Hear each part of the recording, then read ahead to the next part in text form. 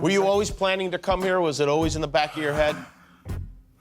Secretly, yes. Secretly, yes. Because it's your home. It's your hometown. I mean, I think every player wants to eventually play home, and I think now the timing is right, the setting is right, the team is right, everything is aligning. So What's the best thing about being home?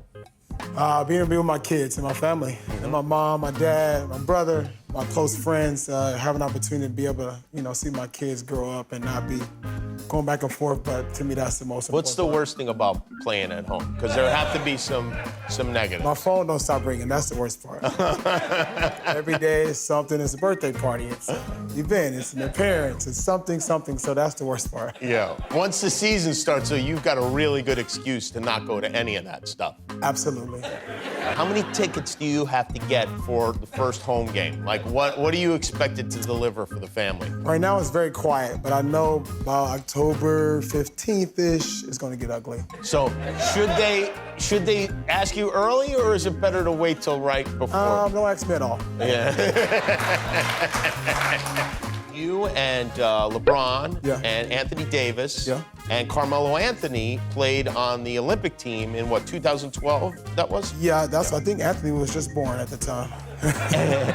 And at that time, did you guys discuss, did any of you ever say, wouldn't it be great if we could play together? You know what? It's crazy, because I played with Melo in Oklahoma City, and we never even talked about playing with each other.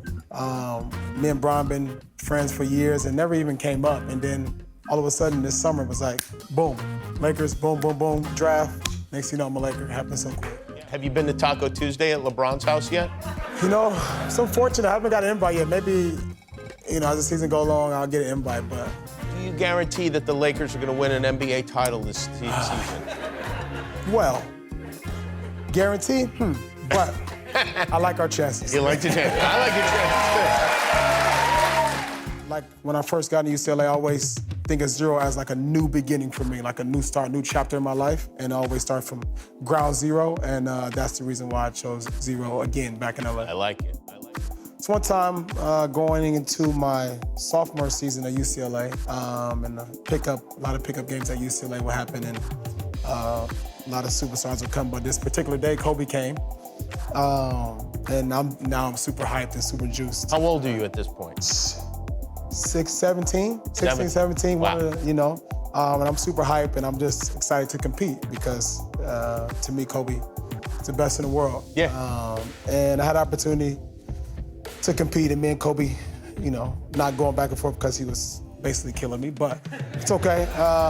But the number one lesson I got in that is that watching him, and to this day, I think we all know it as the Mamba mentality, but when I was younger and watching him, he was competing like it was the finals. And to me, it was so inspiring because it allowed me to understand, this is what you need to be like, regardless of where you at, what you're doing, however you playing, and I took that attitude and ran with it. Some guys got different approaches, and I think I'll be able to learn that being around Bron and Melo and AD and as the season prolonged. But I do know, just for me personally, I know that the game is not promised to me. I know tomorrow is not promised to me at all. So every time I step on the floor, I give everything I have, and then, I'll wake up the next day and do the same thing again.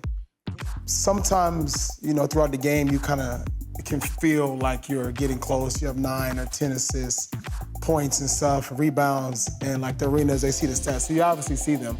But for me, when I'm playing, I try not to get triple-doubles that are 10, 10, and 10. I like to just get outrageous and go 20, 20, and 20. That's how I approach the game. You seem so intense and fearsome on the court, and then you seem as nice as can be in real life. And I guess that's kind of what the documentary shows. Yeah, you know what? I'm super excited about the doc. I hope everyone across the world get a chance to see it. But number one thing about it, and the reason why I did is for that exact reason. A lot of guys, a lot of people see me on the floor. I'm very passionate, and I don't like to lose, and I like to compete at a high level. But people think that's who I am, and that's, who I am. You have the NBA version of resting bitch face, where you're you seem mad, but you're not mad. No, I'm just competing. Yeah. And then my Passion Play doc gives the viewers the opportunity to be able to see who I am on a day-in and day-out basis the things I love to do, the things that I don't like to do, you know, who I genuinely am. So I'm excited about it. Growing up in LA, you know, watching the Lakers, you know, Kobe, it's kind of the first thing that came to mind.